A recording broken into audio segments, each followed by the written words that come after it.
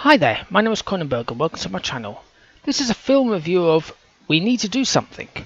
It's horror, came out in 2021, Amazon is an 18, IMDb is unrated, an hour and 37 minutes, Amazon is 3.9 out of 5, IMDb is 4.5 out of 10. Do the IMDb one. After Melissa and her family seek shelter from a storm, they become trapped. With no sign of rescue, Melissa comes to realise that she and her girlfriend Amy might have something to do with the horrors that threaten her family. So the director is Sean King O'Grady, who directed The Mill. Producers, well, there's 15 of them.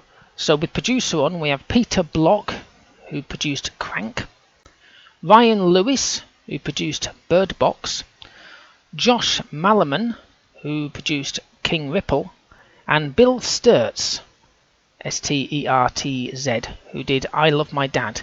Music was David Chapdelaine, Chapdelaine,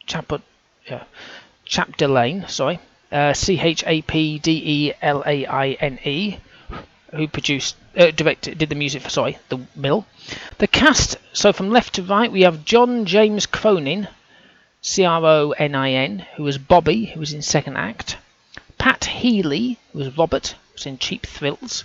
Sierra McCormick, who was Melissa, who was in The Vast of Night. And Vanessa Shaw, who was Diane, who was in Eyes Wide Shut. And also Lisette Oliveira, Olivera, who was in I Always Said After, who was Amy.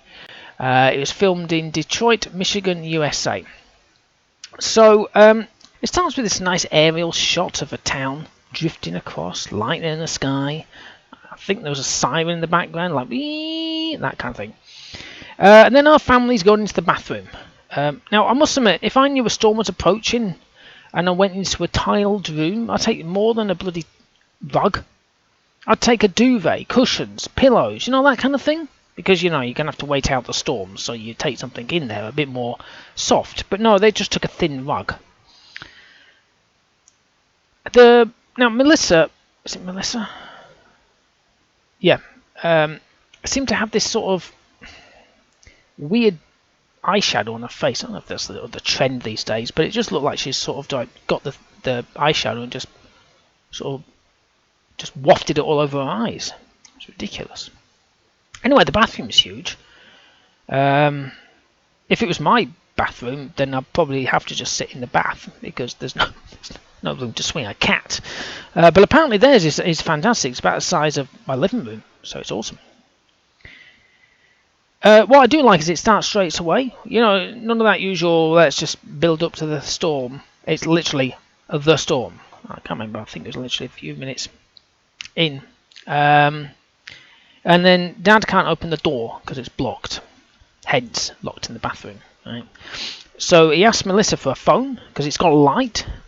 And then he finally gets to look through the gap. He's like, oh, yeah, okay, yeah. He knows what's blocking the phone now. Or blocking the door. And then he comes back in and she goes, Dad, where's my phone? Oh, I dropped it. And she's like freaking out. And he's like, bloody hell, for God's sakes, it's just a phone. It's like they're right next to it. It's quite fun watching them start to snap. Mum and Dad are tense. There's something going on behind the scenes there on that one. You can kind of guess with the way that they're saying stuff. I like how Dad's taken his anger out on the door. It's a good thing they're actually in the bathroom because they've got water. Imagine they're locked in the cellar. Or in a random cupboard or something like that. Oh, let's just lock ourselves in this room. Let's go down to the cellar, which is where everyone tends to go. But no, they went into the bathroom, which had water. But, it's a good thing. Now, I'm pretty sure you can't do this, but can you drink mouthwash? I always thought you kind of like swell your mouth out, spit it out, and then there might be a little bit that just wiggles down the old back of your throat, but that's about it. But no, Dad just gulped it all down. Just like... yeah, I don't think that's actually supposed to happen. And no one said anything. They were just like, yeah, okay. And this wasn't exactly like weeks in. It was like the same day. It kicked off completely here. So they're petting this dog through the door. Bear in mind that we've only seen inside this room. We haven't seen outside the door. We don't know what's outside the door. Anything. I'm not saying what happened, but it was interesting what happened. It was just like, what the fuck? It's just like, you watch something, it's like, oh, okay. So Melissa keeps thinking back to a girl she met, which I think was Amy. I think she's into the dark arts, if you know what I mean. And there's some music playing in the background. I don't know what the hell it is. I like the heavy style of music, so I was enjoying that music. I just barely hear it, but it sounded very black metal-y. I must admit, I was curious what was going on outside the bathroom. Right? All I heard was movement, then this shouting, then gunfire, and then I thought I heard an elephant. I wasn't sure, but it's just like, wow. I was like, what the hell? What's going on outside the bathroom door? Anyway, Dad's got a very short fuse. He literally snaps all the time. Yeah. And it looked like Melissa and Amy had some sort of blood pact the night of the storm. Although she had a dream while she was locked in this room. It was pretty intense. I was just like, what the hell am I watching here? And it was the dream, because obviously I realised it because she wasn't in the bathroom as such, but it was bloody intense. So Dad's had a slight issue after eating and drinking things in the first aid kit. So he's not just drunk the mouthwash. He found some, I think there were gauze pads or something. You know, they looked like they were pads. He just wolfed those down because he was hungry. You know, although I'm pretty sure he can survive on water even if you can't eat anything. But now he starts losing his mind, and then this music kicked in. Right, I don't know where this music came from. And he's just like, Jesus Christ, what the fuck is that? So then he's on his hands and knees crawling to the door. I was like, what the hell?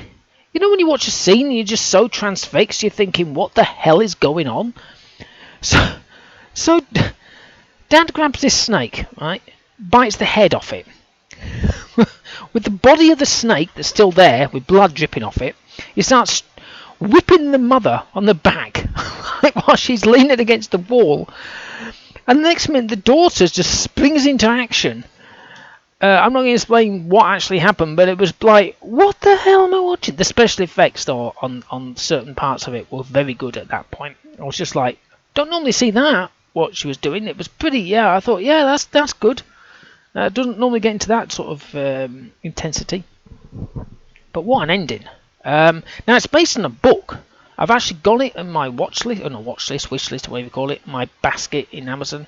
It's 15 quid, so I'm not going to buy it straight away, but it's there ready, and I'm going to get it. I'm curious. I know people tend to try to read books before they watch films, or vice versa. Or usually it's good to try to get these books, unless it's a film that you just think is just complete shite.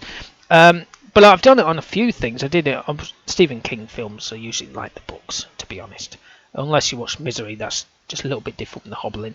And then Pet Sematary is the same, and all them other things. Barker's a little bit different, I think. I think his books are more intense.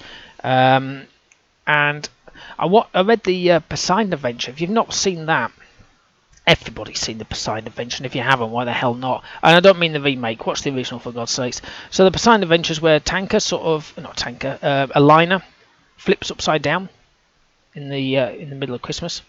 So it's all about that. But when you read the book, it's just like, oh wait, I've seen the film about 5 times, and that never happened. So it's just like, yeah, a lot different. So I'm very curious about the book, because the ending was just like, yeah, okay. Anyway, I'm going to give it a 5. I mean, it was... Oh, no, not a 5. Sorry, a 6. It was good. It was... People will say, it's boring. They're just stuck in the bathroom. It's like, yeah. But then we see all these other crappy films. One where they're just... I mean, not crappy, but we've seen some other good films where they're on top of a tower. They're locked onto the ocean in a whatever. They're in a dinghy in the middle of the ocean again. Or they're just in a cave. You know... We've all seen films like that before, where you just think, oh, okay, so there's no special effects, you're just stuck in a room. But, you know, that's what... It worked for me. Anyway, hopefully you've enjoyed watching and listening to this film review of We Need to Do Something. Please subscribe to my channel. I've got plenty of the film reviews, quite a lot of horrors, actually. So you might find something else that you find interesting. Have you seen this film? Did you enjoy it? Have you got the book or whatever? Okay, well, thank you and goodbye.